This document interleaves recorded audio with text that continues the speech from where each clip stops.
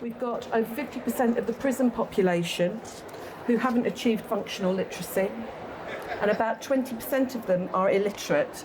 I know this because I've started to work with a researcher called Christine Franklin, who is now working in prisons and working with the Prison Learning Association to try and find out what has happened. Why have we got this correlation between our prison populations and illiteracy?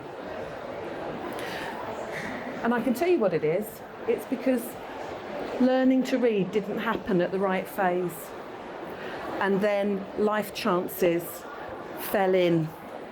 And then rather than associating with young people in their teenage years when they were at secondary school with the other young people who were in the positive groups, started to associate with the young people who were in the negative groups, in the non-learner groups. And I've seen it recently with someone who got involved in running county lines, who was a lovely kid who just got absorbed into this world of being vulnerable and then becoming somebody's pawn in a really terrifying game. We know that if we don't get things right for young people, the knock-on effect is really awful for them. And I worry about what we do in secondary schools when we put people into inclusion booths, because we're not solving problems in inclusion booths. We're isolating children with their negative dialogue, and surely we should not be doing that.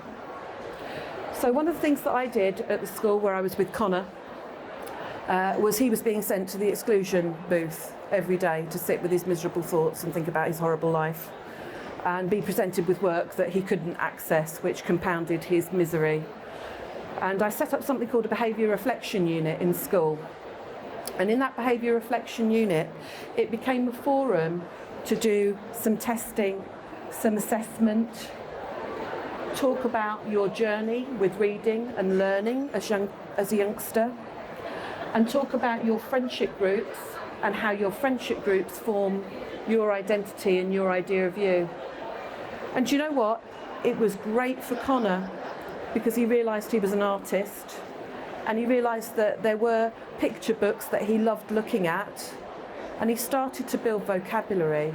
But do you know what? It was very time intensive, and financially for a school to set up with someone who has behaviour expertise to invest time in that child, it's a lot of money.